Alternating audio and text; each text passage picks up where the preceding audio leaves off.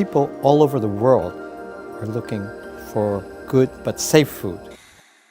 The Chinese love pork, and how pork is raised in this country is very important, because there's a lot of problems when the animal is not treated properly.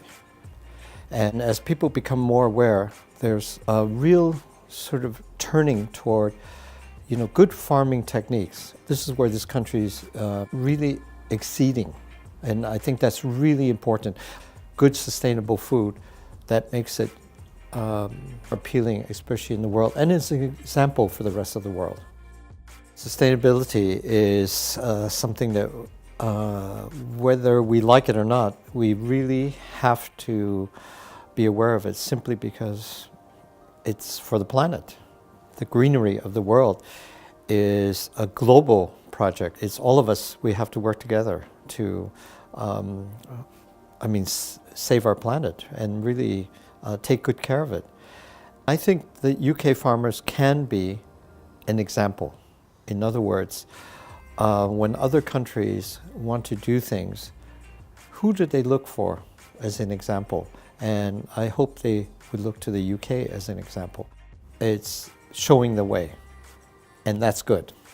When we're presenting British food products abroad, for the food service industry, what I mean by that is restaurants, chefs, to show how British food can be used.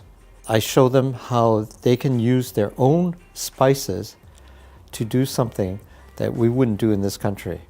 You have to present your food in their context. For instance, most Asian countries don't have ovens. So what do?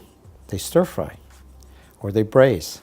So if you could stir fry something like pork belly and show them in their context how it's eaten, and once they taste it, they said, okay, it's fantastic.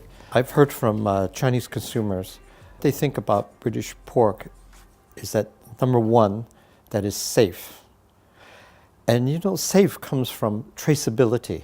All that points to the integrity of British food products, and that pork is very much part of that.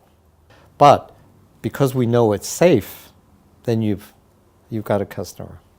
I've worked on 4 recipes for the Oxford Farming Conference, because these flavors can open a whole new world for your products. Beef noodle soup, parts of the beef which are tougher, which usually people don't sort of eat like in Britain. They're the shank, they need to be braised a long time, and actually they have a lot of flavor. And what we'd like to do in Asia, a strong stock of that. And of course, with the most popular food in the world, which is noodles, I thought that would be just a perfect showcase for those parts of the beef that maybe we don't use, but in Asia they would use. Braised lamb shoulder is that the way Asians take a cut like that, which is really sort of fatty and tough, and they combine it with cinnamon, star anise, peppercorns into something that is so savory. It's really mouthwatering. Twice cooked pork. The use of pork belly. Nothing is better than pork belly because it's very fatty, and we cook it twice. So we braise it a little bit, we simmer it, and then we slice it, and then we stir fry till it's crispy. And cooked twice that way, it's out of this world. Pig trotters is such an overlooked food, and red cook means it's been stewed a long time in a combination of soy sauce and a rich broth, and it gives the pig trotters that what we call umami, undefinable flavor. That you turn something that people would discard into something that is ambrosia.